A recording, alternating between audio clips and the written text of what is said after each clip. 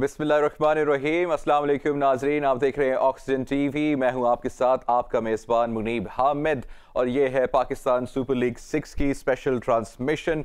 और आज दो बहुत बहुत बहुत इंपॉर्टेंट मैचेस खेले जाएंगे। पहला मैच है कराची का क्वेटा के साथ, आई बेग योर पार्डन, जो कि बहुत इंपॉर्टेंट है। और आई एम श्योर कि जितने भी लाहौर कलंदर्स के फैन होंगे वो भी आज दुआ कर रहे होंगे कि किसी तरीके से सरफराज चल जाए, किसी तरीके से सरफराज चल जाए और सरफराज आज धोखा ना दे।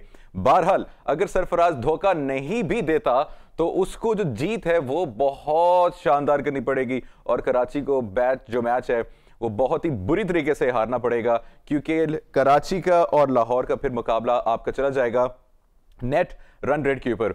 अभी हम लोग इंशाल्लाह जब अपनी डिस्कशन स्टार्ट करेंगे तो पॉइंट्स टेबल से करेंगे ताकि एक थोड़ा सा आप लोगों को भी आइडिया हो जाए। भारत दूसरा मैच आज होगा इस्लामाबाद का मुल्तान के साथ, और ऑलरेडी मुल्तान नंबर 2 पोजीशन पे है और इस्लामाबाद है नंबर 1 पे। लेकिन ये इस वक्त क्वेश्चन हम अपने एनालिस्ट से पूछेंगे कि क्या मुल्तान सिक्योर है या नहीं है। बहरहाल जी, आज की डिस्कशन का आगाज करते हैं। Let me introduce the guest. आज हमें ज्वाइन कर रहे हैं ऑब्वियसली हमेशा की तरह इरफान अस्कर इन स्टूडियो, शोएब जट हमें ज्वाइन कर रहे हैं और उनके साथ साथ हैं Malik Shahriyar. So welcome all of you on board.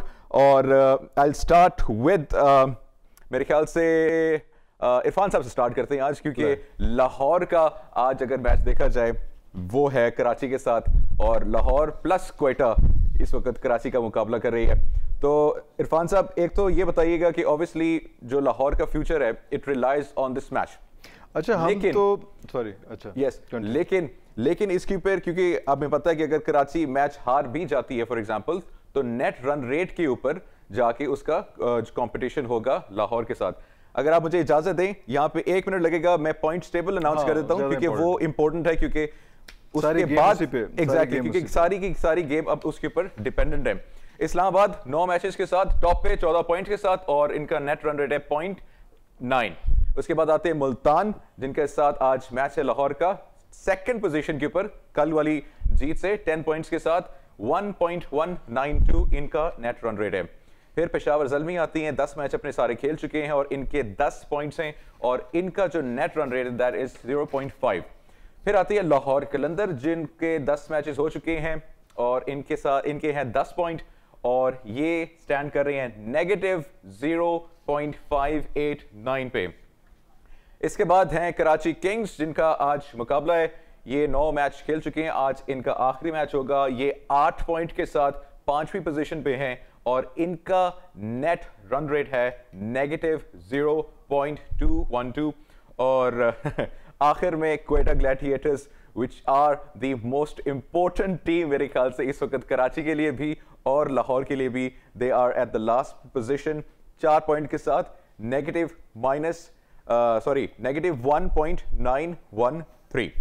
सो अब मैं आपकी तरफ लेकर आता हूं डिस्कशन। इरफान साहब, 2 टीमें हैं, एक तो ऑलरेडी डिस्क्वालीफाई हो चुकी है पीएसएल से, दैट इज क्वेटा ग्लैडिएटर्स। लेकिन it turns out to be कि Quetta Gladiators have a very very crucial role to play in today's match, specially अगर हम लाहौर के फैंस की साइड से बात करें, अगर आपकी साइड से बात करें। आपको लगता है कि क्वेटा कराची मतलब दोनों ही थोड़ी सी अनस्टेबल सी टीम्स लग रही हैं इस वक्त, उस लिहाज से परफॉर्म नहीं कर पाई रही और फ्लो भी नहीं मिल रहा उनको। क्वेटा आज लाहौरियों की दिल की आवाज बन सकेगी? अच्छा, हम तो पहले ना क्वेटा को आज के लिए जो है लाहौर की ये टीम समझ रहे हैं और मैं तो चाह रहा था कि कोई लाहौर के 2-4 प्लेयर्स भी क्वेटा में डाल के ज़रा हिम्मत कर लें, मेहनत कर लें इकट्ठे, तो ज़्यादा बेहतर हो जाएगा उसमें। क्योंकि इस बार क्वेटा ने वो वाला रोल प्ले किया जो पिछले 3-4 टूर्नामेंट्स में पीएसएल के जो है वो लाहौर करते रहा है, कि वो बिल्कुल एंड पे रहा है और सबसे पहले एलिमिनेट होने के लिए वो तैयार रहते हैं। वो फर्स्ट होते हैं लेकिन एलिमिनेशन में इसमें। और मैं ये देख रहा था कि अगर लाहौर के 10 पॉइंट्स हैं और कराची के 8 पॉइंट्स हैं, और अगर कराची हार जाता है और उसको मजीद पॉइंट्स नहीं मिलते, तो मेरा ख्याल है पॉइंट्स टेबल पे लाहौर जो है वो सिक्योर है। उसमें फिर मेरे ख्याल नेट रन रेट का शायद नौबत ना आए। ये पॉइंट थोड़ा सा जो मैंने बोला है, मैं इसमें बहुत ज़्यादा एक्सपर्ट नहीं हूँ क्योंकि ये बहुत ट्रिकी है। तो मैं रिक्वेस्ट करूँगा शोएब भाई से भी और मलिक साहब से भी कि मलिक साहब से स्टार्ट करते हैं। मलिक साहब, इस पर थोड़ा बताइएगा, एम आई राइट और रॉन्ग? अगर कराची हार जाता है तो लाहौर के 10 पॉइंट्स हैं, कराची के 8 पॉइंट्स हैं, रन रेट की नौबत नहीं आएगी? जी बिल्कुल, आप सही कह रहे हैं। उस पे तो रन रेट की नौबत नहीं है क्योंकि पॉइंट्स ऑलरेडी उनके ज्यादा होंगे। But it is a tricky situation, जिस तरह पहले उन्होंने बताया है कि मैचेस अभी बाकी हैं सारों के, और आखिर में लगता है कि नेट रेट का बड़ा इंपॉर्टेंट रोल होगा। और क्वेटा हार्ट ब्रेकर हो सकता है इन दोनों में से किसी के लिए भी। लेट्स सी क्या होता है। बैलेंस टीम है, T20 में पता कोई नहीं चलता है कौन किस टाइम क्लिक कर जाए, एक दो प्लेयर्स पूरी गेम टर्न कर सकते हैं। तो hope for the best for both of the teams, क्योंकि दोनों ही स्ट्रगल कर रही हैं रिसेंटली, जैसे आपने कहा। तो लेट्स सी आज का रिजल्ट क्या बनता है। राइट, इसी पे कमेंट कर दें। हमारे साथ मौजूद हैं शुएब जट। जी शुएब भाई, how do you see the points table? किस तरीके से देख रहे हैं? नेट रन रेट और पॉइंट्स टेबल है, कराची की जीत, कराची की हार, how is it going to affect Lahore? देखिए, आज अपसेट की बात बहुत सारे लोग कर रहे हैं, लेकिन मुझे नहीं लगता कि कराची और लाहौर जो कोयटा का मैच है उसमें कोई अपसेट हो सकता है। अपसेट हम इन सेंस कह रहे हैं कि कोयटा की टीम जो है वो मॉरली भी बहुत ज्यादा गिरी हुई है। अगर वो कराची को हराती है तो यकीनी तौर पे इसको क्रिकेटिंग टर्म्स में अपसेट कहा जाएगा। लेकिन जब टीमों का मॉरल इतना ज्यादा गिरा होता है तो फिर नहीं लगता कि कोई अपसेट जो है वो हो सकता है। कराची की टीम मुझे लगता है कि स्ट्रेट अवे जीत के और वो आगे चली जाएगी। रन रेट पे अगर आप जाके देखें तो इनका बहुत बड़ा डिफरेंस हो जाएगा लाहौर के साथ और कराची के साथ। तो मुझे नहीं लगता, मुझे लगता है कि आज का मैच सिर्फ जो है वो डू एंड डाई है कराची के लिए। कराची जीता है तो थ्रू कर जाएगा। राइट, सो अगर आज के मैच के कंपैरिजन किया जाए, मलिक साहब, अगर आज का मैच हम देखें, obviously Karachi and Quetta, which side are you going to rate better in batting and bowling? Of course अभी तक तो कराची बेहतर लग रहा है, क्योंकि क्वेटा ज्यादा स्ट्रगल कर रहा है। उनके कुछ नए चेहरे भी हैं जो परफॉर्म नहीं कर सके हैं, और जो पुराने भी हैं इंक्लूडिंग सरफराज, फिर बॉलिंग में हसनैन वगैरह भी हैं, वो भी स्ट्रगल कर रहे हैं। आजम खान से बड़ी उम्मीदें थी सारों को, एक दो कोई अच्छे खेले हैं इनिंग्स, बट इतना रेगुलर और अच्छी परफॉर्मेंस उनसे भी वो नहीं अभी हो रही है। तो कराची कार्ड्स पे थोड़ी बेहतर लगती है साइड। कराची कार्ड्स के ऊपर बेहतर लग रही है। एंड हाउ अबाउट शुएब भाई, व्हाट डू यू थिंक? मैं समझता हूँ कि मैंने आपको बताया ना कि कोयटा ग्लैडिएटर की टीम बिखरी हुई टीम है। आप देखिए उनका कोई एक शोबा भी अच्छा परफॉर्म नहीं कर रहा। हम पूरी लीग में एक आधे मैच को नहीं जिक्र कर सकते कि फलां मैच में उन्होंने अच्छा खेला था। ओवरऑल जाके देखें तो चाहे उनकी बैटिंग हो, चाहे उनकी बॉलिंग हो या उनकी फील्डिंग हो, हर जगह उन्होंने परफॉर्मेंस जो है वो पथेटिक दिखाई है। जब इस तरह की पथेटिक परफॉर्मेंसेज होती हैं तो मैं समझता हूँ कि किसी उस टीम को फेवरेट करार देना वो जो है ना कुछ अक्लमंदों वाली बात नहीं होगी। तो मुझे इस मैच में किसी किस्म का कोई जो है वो नजर नहीं आ रहा। हाँ, क्रिकेट में जरूर है कि पाकिस्तान जिम्बाब्वे जैसी टीम से हार सकती है, तो फिर कराची आज कोयटा से भी हार सकती है। लेकिन अगर हम क्रिकेटिंग बात करें, दोनों को ऑन पेपर देखें, ऑन ग्राउंड उनकी अब तक की परफॉर्मेंस देखें, तो मुझे नहीं लगता कि कराची को किसी किस्म का कोई खतरा है। राइट, ठीक है। अच्छा, ये भी बताइए कि अगर आज कराची का मैच जीत जाती है तो does it have any chance of qualifying for the playoffs? फिर वो 10 पॉइंट्स पे आ जाएगी, लेकिन नेट रन रेट के ऊपर फिर मार खाएंगे। मैंने आपको कहा ना कि जब मैच होगा तो बहुत सारी चीजें जो है वो वैसे ही क्लियर हो जाएंगी, और मुझे नहीं लगता कि किसी किस्म का कोई मामला होगा। कराची मैच जीती है तो वो स्ट्रेट अवे थ्रू कर जाएगी। स्ट्रेट अवे थ्रू कर जाएगी। मलिक साहब, व्हाट डू यू थिंक? लग तो ये रहा जी कराची थ्रू कर सकेगी। लेट्स सी, अभी मैच स्टार्ट होता है। You never know in T20s, कोई भी किसी टाइम भी हावी हो सकता है। मैंने जैसा पहले भी कहा, एक दो प्लेयर्स टोटली गेम चेंज कर सकते हैं। तो देखते हैं क्या होता है आगे, but hopefully Karachi is in the game. Right, Irfan साहब, ये प्लीज बताइए कि कराची की अगर हम लोग बैटिंग देखते हैं तो वो काफी मेरी बहुत ज्यादा डिपेंडेंट है अपॉन दी ओपनर्स, और ओपनिंग में स्पेशली बाबर आजम पे।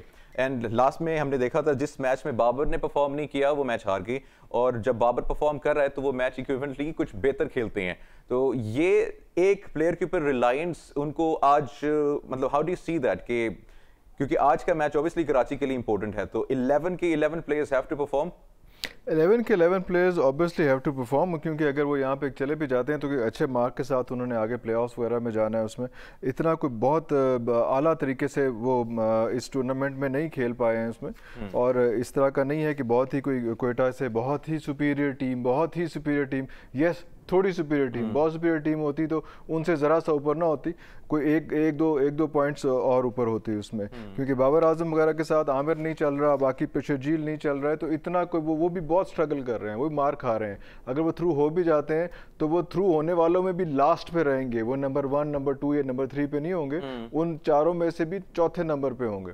तो इतना ज़्यादा हाई रेट करना भी उनको थोड़ा सा, इन दोनों के मुकाबले में दोनों टीमें जो इस आज खेलेंगी उसमें तो आप हाई रेट कर सकते हैं किस तरह से, लेकिन जब हम पूरा PSL देखते हैं तो उसमें कोई इतनी कोई मजे की कारकर्दगी नहीं है। बाबर के अलावा जो है कोई हार्डली कोई प्लेयर है उनका, जो आमिर बहुत बुरी तरह से फ्लॉप हुआ, बाकी प्लेयर से ज़्यादा शर्मिंदा और बेइज्जत हुआ है काफ़ी लोगों में। आपको याद होगा जब उन्होंने कोई 21 स्कोर मारा था, मेरा ख्याल है उसने, ये जो जज़ाई थे, क्या नाम था पेशावर का उनका, जज़ाई, हाँ जी, उन्होंने, तो वो काफ़ी उनको भी फैंटी शैंटी लगी हुई है और बहुत मुश्किल सिचुएशन में रहे हैं उन्होंने अभी तक जो है वो। यस ये है कि कोयटा ने अभी तक 9 में से 7 मैचेस हारे हैं और 2 जीते हैं, जबकि कराची ने जो है वो 4 मैच जीते हैं और 5 हारे हैं। सिचुएशन बड़ी ऑड है, कोई इतनी मज़े की सिचुएशन नहीं है, वो इतना अच्छा थ्रू नहीं कर पा रहे, और ख़ासतौर पर वो टीम जो पिछले साल की विनिंग टीम हो तो उसको तो बड़े हाई होप्स के साथ, हाई स्टेक्स के साथ, और जिस तरह आज मेरा कॉलर खड़ा है उनका कॉलर खड़ा होना चाहिए था, लेकिन इस तरह से उनको टीम में आना चाहिए था, लेकिन वो जो है वो लास्ट सर्वाइवर के तौर पे जो है वो इस टीम पे आ रहे हैं। पता नहीं आप लोग इससे एग्री करेंगे या नहीं, जट साहब और मलिक साहब, कुछ थोड़ा सा बताएंगे इस बारे में, एम आई राइट और रॉन्ग? मैं बिल्कुल एग्री करता हूं आपसे इस बात पे, बिल्कुल ठीक कहा है आपने। लास्ट सर्वाइवर के तौर पे जब पाकिस्तान में था तब कराची कुछ और था, जैसे ही यूएई में शिफ्ट हुआ है कराची लूजिंग स्ट्रीक उनकी स्टार्ट हो गई है, और जिस तरह आपने कहा बाबर आजम भी मेरे हिसाब में थोड़ा स्ट्रगल कर रहे हैं, स्ट्राइक रेट बेटर करता है T20s में।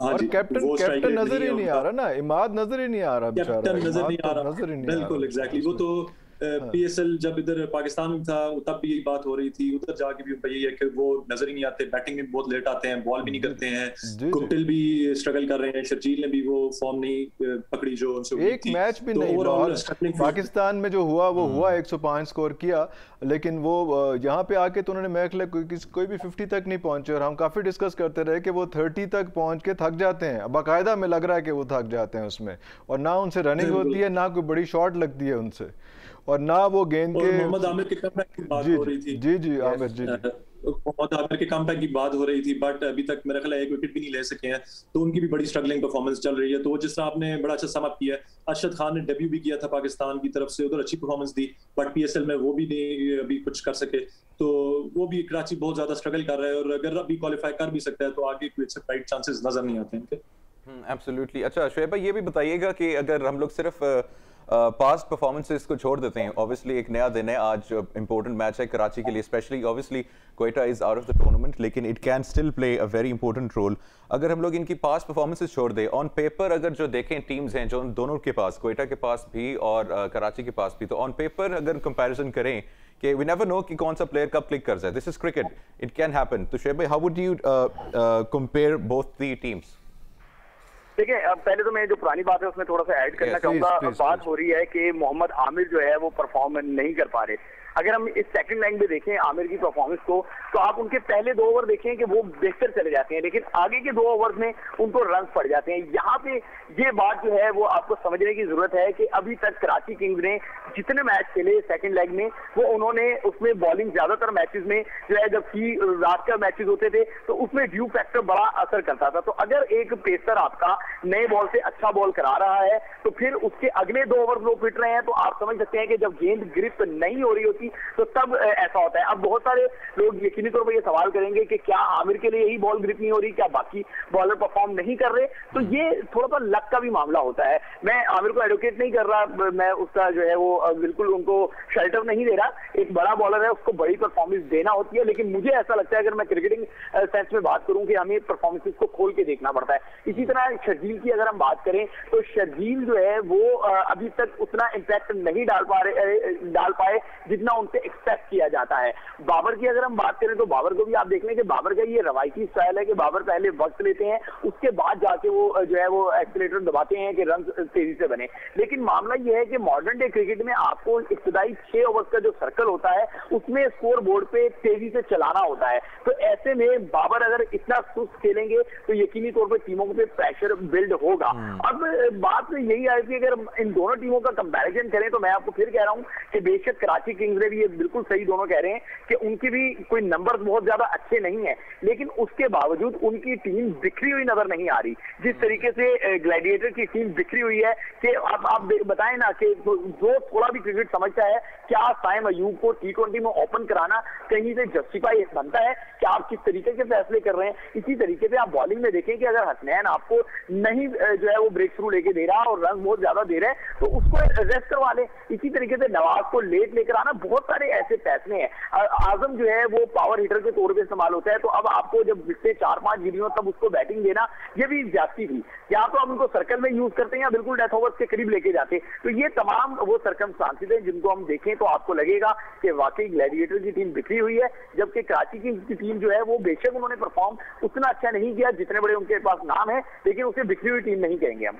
अच्छा शोएब भाई, ये सिचुएशन तो यहाँ पे ऐसी आ रही है ना कि आपने इससे कराची के बात की, आप तीसरे के बाद चौथे बंदे का आप नाम नहीं ले सके, तो बात तो वही आ जाती है उसमें, जिसमें आप शजील की बात करते हैं, आमिर की बात करते हैं और बाबर की बात कर रहे हैं। इमाद की बात जो करते हैं वो बुरे अल्फाज में करते हैं कि यार वो कुछ नहीं कर रहा है।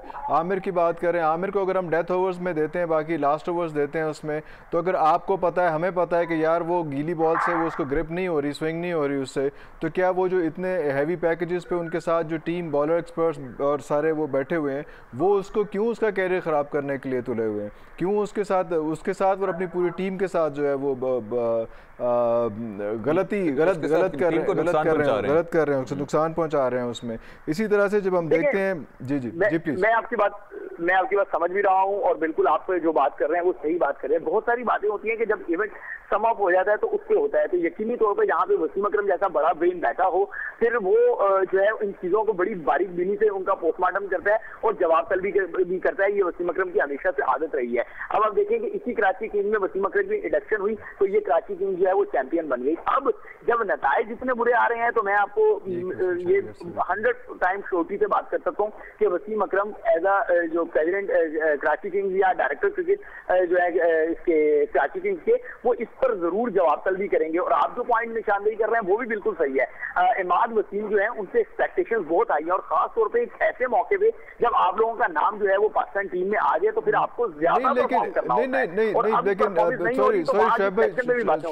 सॉरी टू कट यू, अगर वसीम अकरम आज के मैच के बाद, आज का मैच खुदा न खास्ता हारने के बाद जवाब तलबी करते हैं तो फिर तो ना करें बेशक, लेकिन हम तो पिछले एक्सपीरियंसेस पे बात कर रहे हैं ना। अभी तक जवाब तलबी हुई क्यों नहीं? अभी तक इमाद उसको डेथ ओवर में क्यों झोंक रहा है? मेगा इवेंट्स में पाकिस्तान टीम अच्छा परफॉर्म नहीं कर रही होती तो क्या इवेंट जारी होने के दौरान जो है वो खिलाड़ियों को जो है वो घर भेज दिया जाता है?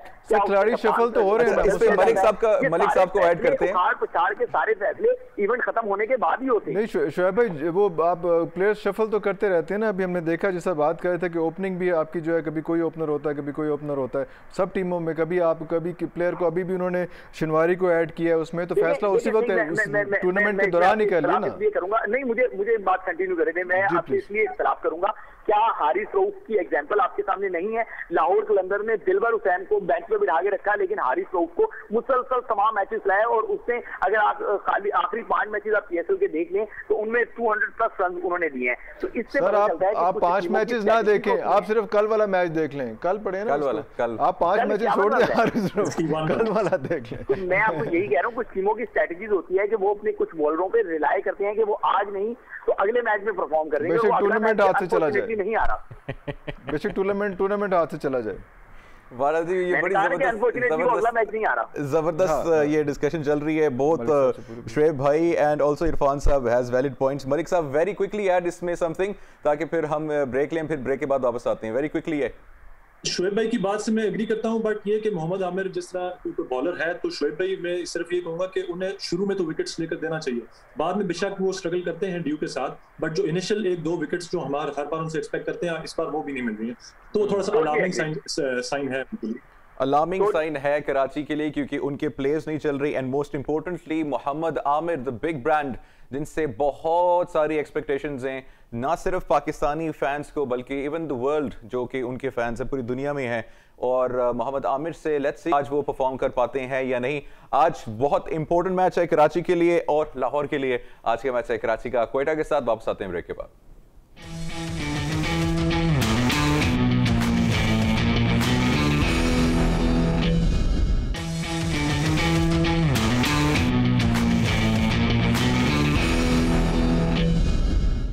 वेलकम बैक जी, आप देख रहे हो ऑक्सीजन टीवी। मैं मुनीब हामिद। ये है पाकिस्तान सुपर लीग 6 की स्पेशल ट्रांसमिशन और आज एक मैच है जो कि बहुत इंपॉर्टेंट है for Lahore and Karachi and the match is between Karachi and Quetta और दूसरा मैच खेला जाएगा इस्लामाबाद का मुल्तान के साथ। वेर वो इतना इंपॉर्टेंट नहीं है लेकिन ये वाला मैच काफ़ी ज़्यादा इंपॉर्टेंट है क्योंकि इसके ऊपर दो टीम्स के स्टेक्स इस वक्त रिलाई कर रहे हैं।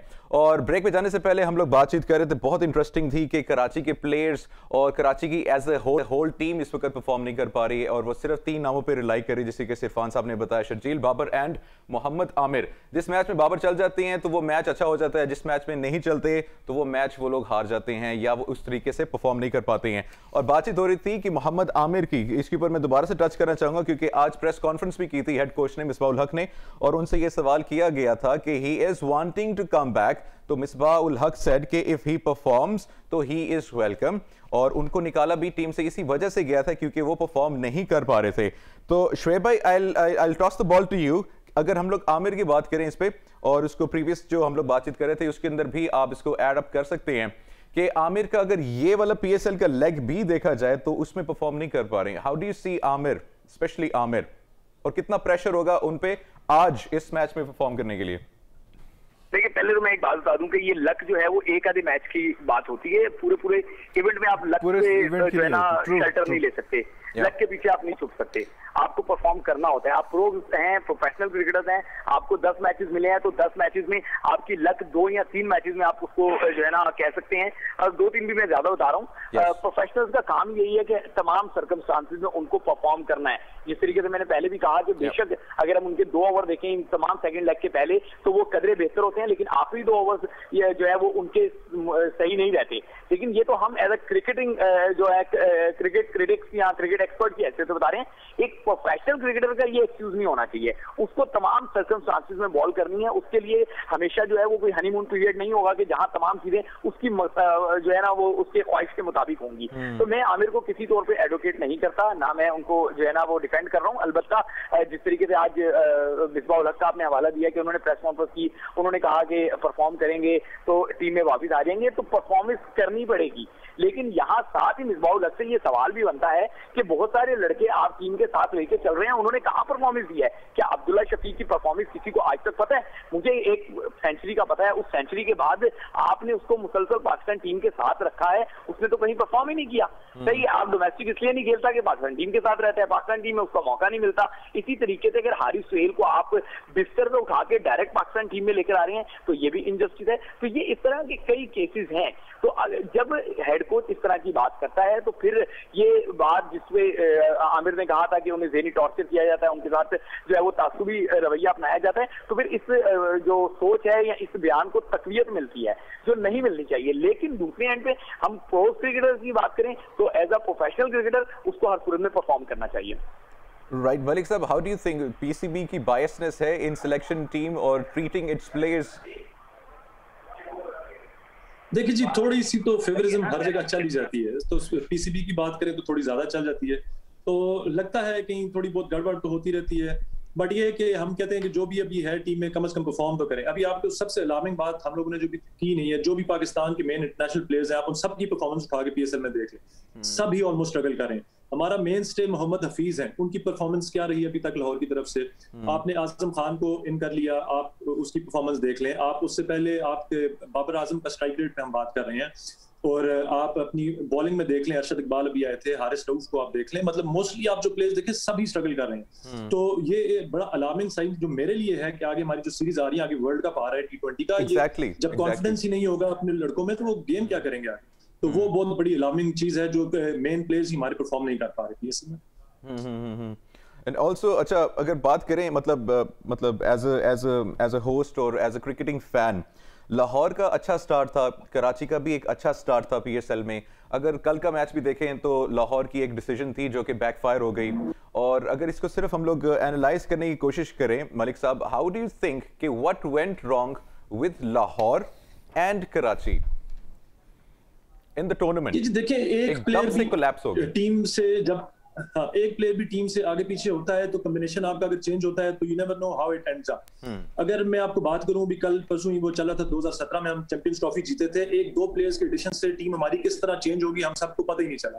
तो जब भी एक दो प्लेयर्स ही ऊपर नीचे होते हैं तो टीम का कॉम्बिनेशन टोटली चेंज हो जाता है और sometimes it ends up in a good way और sometimes वो गलत तरफ चला जाता है। तो जाहिर है कि जब टीम्स चेंज हुई हैं तो यूएई में आते ही इन दोनों टीमों ने स्ट्रगल किया है। हालांकि वी वर एक्सपेक्टिंग जब पाकिस्तान में हो रहा था कि ये दोनों फाइनल खेलेंगे, बट इन दोनों के लिए टोटली टेबल्स टर्न हो गए हैं। और कल भी जो डिसीजन किया इन्होंने सोहेल खान को नीचे ला के बेन डंक को ऊपर, हालांकि सोहेल खान ऊपर सबसे बेहतर खेल रहे थे और बेन डंक सब अच्छा खेलते ही नीचे, तो उनको शफल करके उन्होंने टोटली टीम को कंफ्यूज ही कर दिया। तो थोड़े से silly decision I guess, I am not sure कि उन्होंने क्यों ये किया।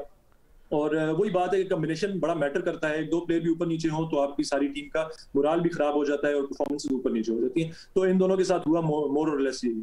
राइट अच्छा शुएब भाई, ये जो बात अभी इन्होंने मलिक साहब ने की है, इसमें मेरा एक क्वेश्चन है, आप इसको क्लैरिफाई कर सकते हैं। जब बात होती है कॉम्बिनेशन चेंज करने की और टीम अपसेट हो जाती है, टीम का जो गेम प्लान होता है वो डिस्टर्ब हो जाता है, लेकिन मतलब अगेन जिस तरीके से एक मासूमाना सा क्वेश्चन है, बचकाना क्वेश्चन समझ लें आप इसको, कि 11 प्लेयर्स जो खेल रहे हैं, बी इट कॉम्बिनेशन चेंज हो गई, लेकिन those guys are professionals and train to perform, तो ये इसको एज एन एक्सक्यूज यूज करना for failing, is it right? साफ है ना, अगर एक कोविड लेकर आ जाएगी। मेरे ख्याल से इनको आवाज नहीं गई, तो इरफान साहब, I just toss this question to you, इसको एक्सक्यूज एज अ यूज करना, do you think it's right? नहीं, एक्सक्यूज तो प्रोफेशनल्स हैं and they are highly trained players. Excuse तो ऐसा क्या उसमें, अगर जब पहले कल के मैच की बात हुई थी सोहेल अख्तर से, जब उन्होंने बाद में इंटरव्यू किया तो उनको कहा कि जी बेन डंक को आपने वन डाउन क्यों भेज दिया, तो उसने कहा कि जी वो एक्चुअली ना, उसने कहा था मुझे वन डाउन भेज दिया, तो हमने उसको ओपन भेज दिया, तो उसने कहा कि जी हाँ जी, वो उसने कहा था कि ओपन मुझे भेज दें, तो मैंने उनको ओपन भेज दिया।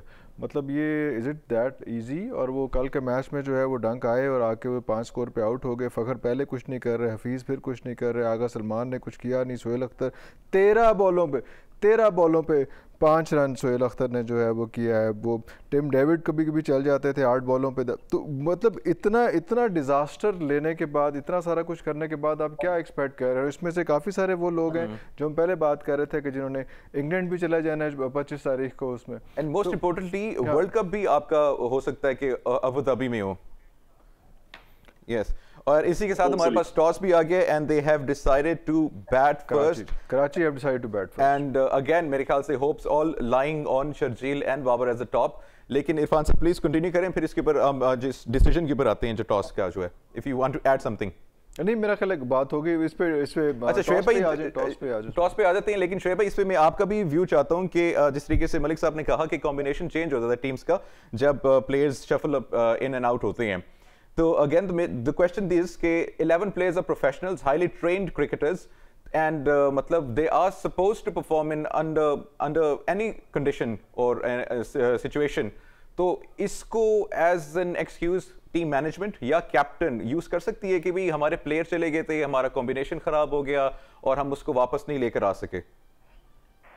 देखिए, मैं इसी पे ऐड करना चाह रहा हूँ कि जब हम ये बात करते हैं प्रोफेशनल्स की, तो ये भी सोचना चाहिए कि अगर आप अपने प्रोफेशनल होने की बात कर रहे हैं तो दूसरी टीम के खिलाड़ी भी प्रोफेशनल ही होते हैं। और इसी तरीके से जो आपके चले जाते हैं, अगर वो प्रोफेशनल होते हैं, वो अहम खिलाड़ी होते हैं, तो आप भी स्क्वाड में इसलिए होते हैं कि आप काफी लोगों में बेहतर होते हैं, इसलिए आपको टीम का हिस्सा बनाया जाता है। और टीम का हिस्सा बनाने के बावजूद अगर आप नताइज नहीं देंगे, ये एक्सक्यूजेज है। मैंने आपको कहा ना कि जिस तरीके से मैंने आमिर का बताया कि पहले 2 ओवर अच्छे हैं लेकिन अगले 2 ओवर बुरे हो जाते हैं, तो ये एक्सक्यूज का अनएक्सेप्टेबल होगा कि वहां पे ड्यू है, ड्यू सबके लिए होती है। इसी तरीके से इन मामलात में भी कि एक टीम कहे कि मेरे जो है वो अच्छे प्लेयर चले गए थे, तो इसका मतलब है कि आप जो है वो एडमिट कर रहे हैं कि आपके 4 प्लेयर अच्छे थे, बाकी आपने गंदे प्लेयर रखे हुए थे।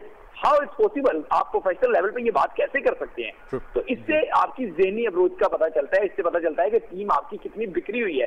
जो मैं शुरू से बात कर रहा हूँ कि टीम उनकी बिखरी हुई है। अब अगर हम बात कर लें इनकी लाहौर कलंदर की स्ट्रेटजी की, तो बिल्कुल अगर एक खिलाड़ी जो है उसने आके कहा कि मैं आज कर सकता हूं, आप मुझे ओपन भेज दें, तो आपने उसकी ख्वाहिश पे टीम नहीं चलानी, आपने अपनी रिक्वायरमेंट से देखनी है। सोहेल अख्तर दायरे में अच्छा खेल रहे थे, तो इनको सोहेल अख्तर को दायरे में जो है वो भेज देना चाहिए था, लेकिन उन्होंने बेन डंक को ऊपर लिया, नतीजा ये निकला विकेट जल्दी गिर गई और टीम प्रेशर में आ गई। 175 रन शाम के मैच में, 170 रन का टारगेट रात के मैच में कोई मुश्किल टारगेट नहीं था, क्योंकि वहां पे ड्यू होती है, बॉल ग्रिप नहीं होती। और मैं समझता हूं कि कलंदर को ज्यादा कॉस्ट किया है हारिस रऊफ ने, कि वो मुसलसल इवेंट में नाकाम रहे हैं और उनकी वजह से उनकी टीम जो है वो मोमेंटम नहीं पकड़ पाई। एंड हारिस रऊफ को मतलब although he is not performing and keeping him there, जबकि उनके इक्विवेलेंट प्लेयर्स मौजूद हैं। Malik, how do you see, मतलब do you see extra support for Haris Rauf? Of course extra support हम देख रहे हैं, बट आई बिलीव कि इतना जब फास्ट बॉलर्स होता है ऑफ कोर्स वर्कलोड बहुत ज्यादा होता है। जो दिलबर इनके पास है जब टीम में, तो एक दो मैच आप उसको क्यों नहीं खिलाते हैं? तो this is very strange for us, समझ नहीं आती है चीज के उसको स्कोर भी पड़ रहा है, कॉन्फिडेंस अंडर कॉन्फिडेंट हो रहा है, तो आप एक दो मैच उसको रेस्ट देके दोबारा लें तो दैट इज बेटर। आप दिलबर को एक चांस दे दें और किसी को चांस दे दें, तो उसके साथ कंसिस्टेंटली आना ये भी समझ से बालातर है। फिर बेन डंग की एज जो है वो मेरा ख्याल 34-35 से ऊपर है, उसको ओपन कराना फास्ट बॉलर के ज्यादा थोड़ा सा मुश्किल हो जाता है। नीचे अच्छा भला खेलते हैं, उनसे ओपन करा देना, तो ये छोटे छोटे डिसीजंस हैं, बड़ा मैटर करते हैं इन द लॉन्ग रन। और अच्छा, अगर करना ही था फखर जमान को मुझे करते थे। अच्छा, यही मैं दोबारा मुझे एक और बात याद आई, जिस तरह से हम पहले आमिर के हवाले से बात कर रहे थे, लेकिन हमने फिर वो ये भी कहा कि हारिस रऊफ को भी नहीं निकाल रहे थे, हटा रहे थे, मोहम्मद आमिर को भी नहीं हटा रहे थे, लेकिन हमने शादाब खान को देखा कि उन्होंने उसको रेस्ट कराने के नाम पे या किसी भी नाम पे जैसे भी था वो परफॉर्म नहीं कर रहा था, तो उसको जो है उन्होंने उसको शादाब खान को रेस्ट कराया, इतने अपने कैप्टन को रेस्ट करा दिया उन्होंने। तो ये आमिर खान किस खेत की मूली, मोहम्मद आमिर किस खेत की मूली, उसको भी तो कराया जा सकता है। फहीम अशरफ दोनों को, हालांकि दोनों मेनस्टे हैं, उसके बावजूद ब्रांड्स दोनों उनको करा दिया, उसके बावजूद उनको रेस्ट करा के नए लड़कों को भी चांस मिल गया और टीम की स्ट्रेंथ भी बढ़ गई, तो और डिलीवर किया, और उनके पास ऑप्शंस भी ज्यादा आ गए उन्होंने के यार। और वो जिसमें वो नहीं खेला, जी जिसमें वो नहीं खेला, उसमें ख्वाजा ने तो ऐसा कोई दुर्गत बनाई सबकी। और इसके अंदर एक चीज जो है जो कि वाज़े नजर आती है, वो है ये कि 11 प्लेयर्स का आपस में मुकाबला नहीं हो रहा, बल्कि जो टीम मैनेजमेंट्स हैं जो कि ये प्लेयर्स को ओवरसी कर रही हैं, उनका भी मुकाबला होता है। मलिक साहब? बिल्कुल, मैं इस चीज से बिल्कुल एग्री करता हूं और मैं हमेशा से इस चीज को सोचता भी हूं। मुझे लगता है कि लाहौर की टीम हर बार सबसे अच्छी होने के बावजूद पीछे क्यों रह जाती है। वो उनकी कोई मैनेजमेंट में कोई ऐसा मसला है जो वो नहीं उसको समझ सक रहे अभी तक। तो मैनेजमेंट का बहुत बड़ा रोल होता है, किस प्लेयर को कहाँ खिलाना है, किसको किधर ओवर करना है, तो ये चीजें बड़ी मैटर करती हैं। छोटी छोटी चीज है बट इसका इम्पैक्ट बहुत बड़ा होता है। तो वो बिल्कुल आपकी बात ठीक है कि मैनेजमेंट पे है, बट हम अगर बात करें, आपने दूसरे मैच को बिल्कुल इग्नोर कर दिया। इस्लामाबाद और मुल्तान का मैच भी बड़ा इंपॉर्टेंट है क्योंकि दोनों बेस्ट टीम्स हैं और दोनों जीत की तरफ जा रही है, कंपटीशन जीतने की तरफ। तो इन दोनों में से भी आज जो जीतता है उनका बड़ा मोरल बूस्टर होगा और उन दोनों के लिए एक बड़ी इंपॉर्टेंट गेम है, इसको इतना आप लाइटली ना लें। इन दोनों का इसका ये बड़ा अच्छा मैच होगा और होपफुली ये मैच हाई स्कोरिंग हो ताकि क्राउड भी, हम लोग भी एंजॉय कर सकें। नहीं, डेफिनेटली इसको इग्नोर नहीं किया। इस पे हम लोग इंशाल्लाह जो अपना सेकंड लेग है पोस्ट मैच में, उसके ऊपर हम लोग इस पे कंप्लीट एनालिसिस करेंगे। लेकिन हम इस पे इसको तो इसलिए इतना फोकस कर रहे हैं कि ऑब्वियसली यहाँ पे आज जो है वो एक टीम आउट हो, एक तो आउट होगी, दूसरी टीम आउट का ऐलान हो जाएगा अभी इस मैच के बाद। तो इसलिए हम जरा इस पे और लाहौर पे और कराची पे ज्यादा फोकस है क्योंकि लाहौरी इस वक्त है ना आंखें दूरबीनों के साथ देख रहे हैं कि कोई चांस निकला है कि हम लोग यहाँ से परफॉर्म कर ले। शेख भाई, टॉस जीत के Karachi, let's come on the toss. अब how important is the toss? Last में भी कराची ने टॉस जीता था, पहले उन्होंने बैटिंग की थी और वो मैच जीत गए थे। कराची को चेस करने में मजा आ रहा है? आज क्या टॉस जीत के पहले बैटिंग कर रहे हैं, बॉलिंग कर रहे हैं? Karachi is batting first, toss जीत के। चलें जी, देखें ये बात तो अहम है कि टॉस जीती है तो यकीनी तौर पर उनकी स्ट्रेटेजी भी विकेट उन्होंने रीड किया है। दिन का मैच है तो उन्हें अंदाजा होगा कि किस तरीके से कैलकुलेट करके आगे बढ़ना है। कैलकुलेशन का गेम नहीं है उनके लिए, मैंने पहले भी कहा था, उनके लिए आज जीत का गेम है। लेकिन जो पहले डिस्कशन थी, बड़ी हेल्दी डिस्कशन थी, उसमें एक पॉइंट जो मेरे सर में, जो मेरे ज़हन में आता है, मेरे उसमें आता है कि इस पूरी पीएसएल में जो हम एक चीज मिसिंग कर रहे हैं वो ये है कि स्वाए मोहम्मद रिजवान के कोई और कप्तान अच्छा परफॉर्म नहीं कर रहा। इंडिविजुअल परफॉर्मेंस उसकी अच्छी नहीं। जब कप्तान की इंडिविजुअल परफॉर्मेंस अच्छी नहीं होती फिर वो टीम से भी अच्छी परफॉर्मेंस नहीं ले सकता। ये एक ऐसा मामला है जो आप माने या ना माने, लेकिन इसका टीम की जो स्ट्रेटजीज होती हैं, टीम की परफॉर्मेंस होती है, उस पर ये बहुत ज्यादा इफेक्ट करता है। तो क्या आपको लगता है कि रिजवान के अलावा कोई ऐसा कप्तान है जिसको आप कहें कि नहीं उसने बड़ा ब्रिलियंट परफॉर्म किया? नहीं बिल्कुल शोएब भाई, इस पर मैं एक सवाल आपसे करूंगा। उस्मान ख्वाजा को हमने देखा कप्तान बने और सेंचुरी भी कर दी, क्या मैच उन्होंने जीता है, बॉलिंग चेंजेस भी अच्छी थी, तो वैसे आप सजेस्ट करेंगे शादाब की जगह उसी को रिटेन किया जाए या नहीं? यार मैं तो ये कहूंगा कि हमें अपनी लीग में बिल्कुल भी कोई फॉरेनर कप्तान नहीं रखना चाहिए। बहुत सारे लोग कहते हैं कि मैं 22 होकर बात करूं, लेकिन नहीं, ये लीग आपका डोमेस्टिक इवेंट है। बहुत सारे लोग कहते हैं कि जी नहीं, ये फ्रेंचाइज की मर्जी चलेगी। ये फ्रेंचाइजीज की मर्जी कैसे चलेगी? इसमें बिल्कुल उनको आप इख्तियारात देते हैं, लेकिन कुछ चीजों में आपको उनको बाउंड करना चाहिए। कि जैसे कि जो पाकिस्तान टीम के प्लेयर्स हैं वो बेंच पे नहीं बैठने चाहिए। उस्मान कादिर पाकिस्तान टीम का प्लेयर है और पूरा इवेंट उसने बेंच पे बैठ के गुजार दिया। इसी तरीके से अगर आप एक फॉरेनर को कप्तान बनाते हैं तो आप अपने कप्तान कब ग्रूम करेंगे? शादाब जो है वो पाकिस्तान टीम का वाइस कैप्टन है, और ये सवाल बिल्कुल उससे उसी तरह खड़ा होता है जिस तरीके से सरफराज से मुताल्लिक ये सवाल होता था कि सरफराज जब कप्तान था पाकिस्तान टीम का तो उसकी अपनी परफॉर्मेंस नहीं थी, फिर वो टीम को कैसे लीड कर रहा है? तो इसी तरीके से शादाब का एक मैच आप निकाल दें, वो बतौर कप्तान अपनी टीम को अच्छा परफॉर्म नहीं कर रहा और वही शख्स पाकिस्तान का नायब कप्तान है। ये बड़ा सीरियस कंसर्न है। मैं तो इस बात पे शायद भाई तो रिप्लेस करें। आपका जुमला खत्म करते हुए इस जुमले पे मैं आ रहा था कि आपने कहा कि ये शादाब खान जो है वो वाइस कप्तान है।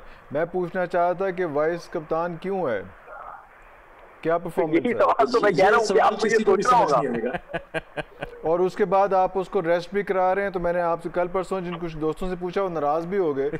मैंने कहा यार वो क्यों आप उसको रेस्ट करा रहे हैं? वो कोई फास्ट बॉलर था, कोई विकेट कीपर था, कि बहुत थक गया था, क्यों आपने उसको रेस्ट कराया? आप ये लफ्ज क्यों नहीं इस्तेमाल करते? आप ये लफ्ज क्यों नहीं इस्तेमाल करते कि वो परफॉर्म नहीं कर रहा था, उसको बिठा दिया? यार ये क्यों नहीं कहते आप? ये क्यों कहते हैं कि यार शादाब का, देखिए मुझे इसमें ऐड करने दे, शादाब का बड़ा सीरियस मामला है कि उसकी सेन जो ग्रॉइन है उसमें प्रॉब्लम रहता है। वो आप देख लें, जब भी वो 7-8 मैच खेलेगा उसके बाद उसको इंजरी जो है ना पकड़ लेगी। ये बड़ा सीरियस मामला है जो पाकिस्तान टीम इस पर काम ही नहीं कर रही। बहरहाल जी, चलें जी, कराची का मुकाबला है क्वेटा के साथ। बड़ी जबरदस्त एक डिस्कशन हो रही थी और शादाब के ऊपर भी। बहरहाल लेकिन लेट्स फोकस अपना लेकर आते हैं आज के मैच पे। कराची ने टॉस जीत लिया, पहले बैट कर रही हैं। ब्रेक के बाद वापस आते हैं और यहीं से डिस्कशन का आगाज करेंगे।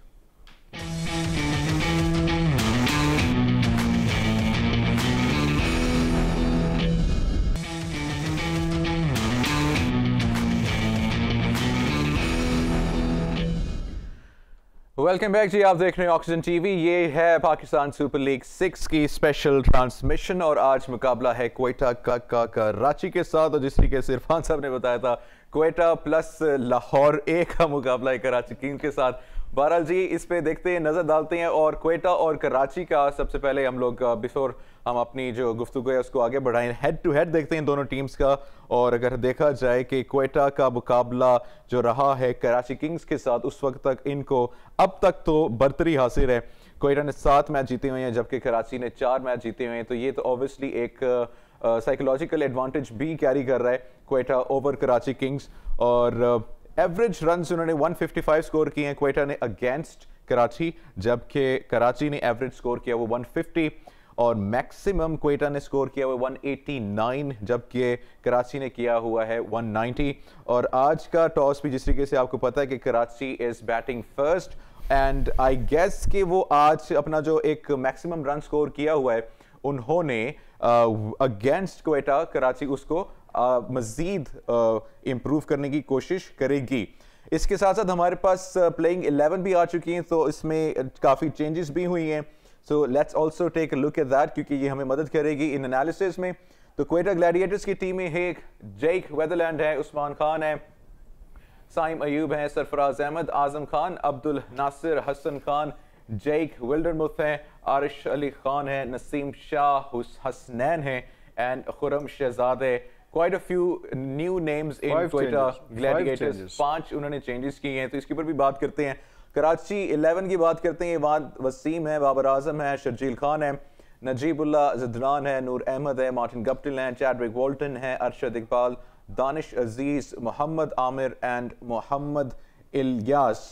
शुएब भाई, जो क्वेटा की टीम लग रही है, मुझे ख्याल से वो एक आज वो नहीं चाहते कि जी लाहौर क्वालिफाई करे। Seriously 5 changes. अच्छा शुएब भाई, एक इस पास एक माजरत के साथ, आई एम सॉरी मैं बात काट रहा हूँ, लेकिन एक बात मुझे करना था उसमें। आप मलिक साहब से कमेंट ले लेते हैं इसके ऊपर। अच्छा, लाइन ड्रॉप हो गई। हाँ जी, मेरे ख्याल से मैं लाइन तो दोबारा कहूँगा करते हैं। ऑलरेडी बी टीम थी क्वेटा की और ये सी टीम अब खेली है। अब वो उसमें ओके, अच्छा साइम अयूब को दोबारा ले आए। साइम अयूब पहले कुछ नहीं किया, अल्हम्दुलिल्लाह उसको दोबारा ले आए, फैसला कर लिया कि उन्होंने कराची को आगे लेके जाना है। ये आपस में जो है ना, ये मान खान को भी देख लें, साइम अयूब, सारे उनका टॉप 5 में तो बैट्समैन ही कोई नहीं है। सरफराज का भी टाइम अब खत्म हो गया लगता है। हाँ, सरफराज पे तो अशर भाई ने कहा था कि ये टाइम आ गया कि ये मेंटोरशिप स्टार्ट करते हैं, he needs to stop playing cricket. अच्छा थोड़ा, अच्छा इससे इंसिडेंट जो शहीद था, अच्छा इससे थोड़ा सा पहले जो हम बात कर रहे थे, इसमें शादाब खान को कह रहे थे कि वो परफॉर्म नहीं कर रहा तो क्या सिलसिला बनेगा, कैसे होगा। और उसके बाद ये भी बात हुई कि हमने कि ये जो ख्वाजा हैं इनको नहीं बनाना चाहिए था, क्योंकि सिर्फ पाकिस्तान के लीग है तो पाकिस्तानी प्लेयर्स जो हैं वो करें, इसको हेड करें और कैप्टन वही हो, पाकिस्तानी प्लेयर्स हो। तो आपका ख्याल है कि शुएब खान को जब उन्होंने रेस्ट दिया है, जो भी सिचुएशन थी किया उसमें शादाब खान को, तो हम इसको हैदर अली को कैप्टन बना देना चाहिए था? हैदर तो पेशावर की साइड में ना, इनकी तरफ हसन अली सॉरी आज क्या हो गया मुझे। देखिए वैसे मैं भाई की बात लाहौर वाली टेंशन है। एग्री तो करता हूँ उनकी बात से कि कैप्टन लोकल होना चाहिए, बट अब आई बिलीव के 2-3 मैच रह गए हैं, हर टीम का है कि हम जीतें, तो अब 2-3 मैचेस के लिए अगर कोई और कैप्टन आ जाता है बाहर का, मेरे हिसाब से कोई फर्क नहीं पड़ता है। 2-3 मैचेस की बात है। हसन अली को ऑफ कोर्स चांस देना चाहिए, बट अब ऐसा स्टेज आ गया है कि आई वुड से कि अगर उस्मान ख्वाजा अच्छी कैप्टनसी कर रहे हैं तो why not continue with him. तो 2-3 मैचेस की बात है। वैसे ओवरऑल अगर सारे मैचेस भी पड़े हुए होते फिर तो ऑफ कोर्स मैं कहता पाकिस्तान। लेकिन मलिक साहब ऑब्वियसली एक ऑलरेडी सीरीज चल रही है, एक आपका कप्तान ऑलरेडी चल रहा है, तो एकदम से तो उसको उठा के नहीं कर सकते साइड पे। ऑब्वियसली पूरी की पूरी टीम ही आपकी कोलैप्स कर जाएगी इन कप्तान कर दिया ना, कब तक ख्वाजा को ले आए ना उसमें। चले इस वो बाद में शुएब भाई वापस आ गए हमारे साथ। शुएब भाई, क्वेटा की टीम में काफी चेंजेस आई हैं, how do you see those changes? Quetta mood में लग रही है मैच जीतने में, या कि उन्होंने क्या कि सारे बच्चे खेल लो जी, गिव अप कर दी? देखें इस टाइम क्वेटा के लिए तो ये मामला है ना कि उनकी अपनी पार्टी तो है नहीं, अब उन्होंने दूसरों की पार्टी खराब करनी है। और इसके साथ साथ उन्होंने अपने अगले सीजन के लिए भी कुछ प्लेयर्स को जो है ना वो चेक कर लेना है कि अब किन किन को अगले सीजन में घर भेजना है, अगले सीजन में उनको नहीं रिटेन करना। तो इसलिए उन्होंने चेंजिंग की है, और सिर्फ ये चेंजिंग ही नहीं करनी चाहिए, उनको अपने कॉम्बिनेशन को भी चेंज करना चाहिए। जिस तरीके से मैंने आपको कहा कि बहुत सारे खिलाड़ी हैं उनके जो पावर हिटर हैं, तो उनको लेकिन उनकी स्ट्रेंथ के मुताबिक इस्तेमाल ही नहीं किया गया। तो अब ये वक्त है कि स्ट्रेंथ के मुताबिक उन्हें इस्तेमाल कर लेना चाहिए। शुएब भाई, ये जो सैम अयूब है, ये इसकी क्या स्ट्रेंथ है? यार इसका सवाल जवाब तो मैं काफी अर्से से तलाश कर रहा हूँ, मुझे मिल नहीं रहा। मैंने इस पाकिस्तान सुपर लीग में बहुत सारे खिलाड़ी हैं, पाकिस्तान सुपर लीग में बहुत सारे खिलाड़ी हैं जो T20 में मिसफिट हैं, लेकिन आई डोंट नो कैसे टीमें उनको पिक कर रही हैं और खिला भी रही हैं। ओपनिंग सर्कल की गेम, और उसमें जो है जिसमें हिटिंग करनी है उसमें आप उसमें यही मलिक साहब आप भी बताएं, ये कौन है सैम अयूब यार? बेसिकली इसी वजह से तो उनका स्ट्रगल्स हैं शुरू से। इनके टॉप 4 आप उठा के देख लें, क्वेटा का कोई भी ऐसा प्लेयर नहीं है जिसको अच्छा, जिसका पीछे हम एवरेजेस वगैरह देखें, कुछ स्कोर देखें, बिल्कुल नए लड़के उठा के इन्होंने ले आए हैं टीम। लेकिन साइम अयूब तो पहले से साइम अयूब एक अच्छा परफॉर्मर है, लेकिन वो T20 का परफॉर्मर नहीं है। अगर हम उसके नंबर देखें डोमेस्टिक क्रिकेट में या उसके जूनियर लेवल में तो उसके बहुत अच्छे नंबर्स हैं, लेकिन वो T20 का मिसफिट प्लेयर है। जब भी इसके बारे में और चीज भी देखते हैं कि जो नेशनल टीम में कुछ प्लेयर्स हैं जो टेस्ट मैच खेल रहे होते हैं, हालांकि उनको T20 की परफॉर्मेंस के ऊपर सिलेक्ट किया होता है। यही इसी में मुझे थोड़ा ऐड करने दे, फिर भाई आगे ऐड कर लेंगे। देखिए शाहनवाज धानी, आप उसको वाइट बॉल की परफॉर्मेंस पे रेड बॉल की टीम में लेके जा रहे हैं। अनफॉर्चुनेटली अभी भी आप देखें तो आपको जाके जब स्क्वाड पढ़ेंगे, इंग्लैंड टूर के अनाउंस स्क्वाड में वो नहीं है, जबकि वेस्ट इंडीज के टेस्ट स्क्वाड में वो शामिल है। ये कितना बड़ा अलमिया है कि जिसको आपने खाली जो है ना लॉलीपॉप देना हो उसको आप इस तरीके से सिलेक्ट कर लेते हैं, और जिसको खिलाना हो वो अब्दुल्ला शफीक की तरह पूरी टीम के साथ घूम रहा होता है, हर जगह घूम रहा होता है। परफॉर्मेंस हो ना हो, हारिस रऊफ पे पूरी दुनिया चीख रही है कि वो नहीं कर पा रहे जितना उनसे एक्सपेक्ट किया जाता है, लेकिन आप उनको हर जगह लेके जा रहे हैं। कल की धानी की परफॉर्मेंस 5 स्कोर दिया, 4 विकेटें, 3 ओवर, शानदार। लेकिन अगेन मतलब जिस तरीके से शुएब भाई ने बात की है कि व्हाइट बॉल की परफॉर्मेंस। जी मलिक साहब, 18 विकेट्स है, मैंने कहा धोनी के हाईएस्ट विकेट जी, हाईएस्ट स्कोरिंग, हाईएस्ट विकेट, पहला डेब्यू सीजन का, तो बड़ी अच्छी परफॉर्मेंस है। और जो शोएब ने भाई ने कहा कि उसको आपने रेड बॉल में डाल दिया, मैं एग्री करता हूं उनके साथ, बट मैं ये भी कहूंगा कि फास्ट बॉलर की लाइफ बहुत थोड़ी होती है, तो उसको ग्रूम करके इनको 4 डे में टीम में ले आना चाहिए था जल्दी। ये डायरेक्ट एकदम उसको एक्सपोजर देना भी ठीक नहीं है, बट ये कि फास्ट बॉलर को एज सून एज आप टीम में ला सके, that is better for a fast bowler, क्योंकि लाइफ थोड़ी होती है फास्ट बॉलर की। इरफान साहब, आजम खान चला रहे हैं आज? आजम खान, मैं तो कह रहा हूँ कि आज तो हर कोई चलना चाहिए। आज तो मैं साइम अयूब को भी चला रहा हूँ, और आज मैं जो है वो सरफराज को भी कह रहा हूँ कि वो आज जो है रिकॉर्ड तोड़ देगा। अभी तक हाईएस्ट स्कोर जो है वो 2 बंदों ने किया है, एक ये ख्वाजा साहब हैं और एक कराची वाले ओपनर भाई हैं जो काफ़ी सेहतमंद किस्म के हैं। 105 दोनों ने मैच किया है। आज मैं तो चाह रहा हूँ कि ये जो आजम खान है वो 106 करके जो रिकॉर्ड तोड़ दे उसमें किसी तरह से, और कराची की कमर तोड़ दे और लाहौर जो है वो इन हो जाएगा। अच्छा, लेकिन yes. ये अब ख्वाब अच्छे देख लेता हूँ ना मैं। बड़े बड़े ये ख्वाब देखने चाहिए, यू नेवर नो कौन सा ख्वाब कब पूरा हो जाए। इसमें देखें, अगर कराची की बात करें, कराची के पास बाबर आजम और Sharjeel Khan in the limelight, और अगर कंपेयर करें टू क्वेटा ग्लैडिएटर्स तो वहाँ पे सरफराज और आजम खान है। Although Azam Khan does not have the experience that Sharjeel Khan possesses, लेकिन दोनों को इस्तेमाल एज हार्ड हिटर्स ही किया जा रहा है। शर्जील खान कराची से बैट कर रहे हैं, आप क्या स्ट्रैटेजी देख रहे हैं कराची की? मलिक साहब, एक्सप्लोसिव स्टार्ट की तरफ जाएंगे। ऑफ कोर्स कराची, उनकी बैटिंग डेप्थ भी है, मार्टिन डप्टिल है नीचे, और नीचे फिर इमाद वसीम और इस तरह काफी उनके प्लेयर्स हैं, डेप्थ काफी ज्यादा है। तो explosive Sharjeel of course explosive खेलेगा, बाबर आजम एक एंड होल्ड करेगा, बट बाबर आजम के साथ बड़ी उम्मीदें हैं। उनको चाहिए कि थोड़ा सा अपना स्ट्राइक रेट अच्छा करें T20s के हिसाब से, ताकि मजीद अच्छी परफॉर्मेंसेज हो। मैं पहले भी बात करता हूँ कि रिजवान से हम लोग कोई उम्मीद नहीं करते थे कि इस तरह T20s में भी आके परफॉर्म करेंगे, बट वो न्यूजीलैंड के टूर के बाद जिस तरह उन्होंने अपनी गेम को इनोवेट किया है, तो वो अब हमारा मेन स्टे है टीम का। तो Babar Azam is a better player, is the best player we have. तो उनको भी चाहिए अपनी गेम में थोड़ा सा इनोवेशंस लाएं, थोड़ा सा कोई T20s के लिए कुछ चेंज लाएं, ताकि वो जो आजकल मॉडर्न गेम है उसमें सर्वाइवल थोड़ा सा मुश्किल है, तो उसके साथ सर्वाइव करने के लिए आपको इनोवेशंस लानी पड़ती हैं। तो उनके साथ बहुत ज्यादा उम्मीदें हैं, तो होपफुली वो इनोवेशंस ला सके। शोएब भाई लास्ट मिनट है, वेरी क्लोजली ये बताइए कि क्या स्ट्रेटजी होनी चाहिए दोनों टीम्स के लिए? All right. सो इरफान साहब, व्हाट डू यू थिंक, इस कराची जाएगा अटैक पे? अच्छा, ये हम ऑलवेज सम अप कर रहे हैं जो सारे, उसके बाद हम प्लेऑफ में चले जाना है, तो आज हमें पता चलेगा ये शर्जील खान और जो आजम खान है, इन दोनों के बारे में हमने पूरे PSL में बहुत सारी बातें की हैं। आज शर्जील खान वर्सेस आजम खान दोनों आमने सामने हैं, तो देखते हैं दोनों कैसे परफॉर्म करते हैं। लेकिन ऑब्वियसली कराची जरा थोड़ा स्ट्रांग लग रहा है। अगेन वही बात है कि जिससे किसी कल की थी कि दिल तो मेरा लाहौर के साथ है, लेकिन मेरा माइंड कह रहा है कि ये मुल्तान मैच जीत जाएगी। Should I ask you कि आज आपकी पिक क्या है? नहीं, डोंट आस्क। दिल हल्के हुए ये लाहौर के फैंस के आज रहने दो। मलिक साहब, what do you think is going to happen? What's going to be your pick for today? बस ये लाहौर के दिल टूटे ही रहेंगे।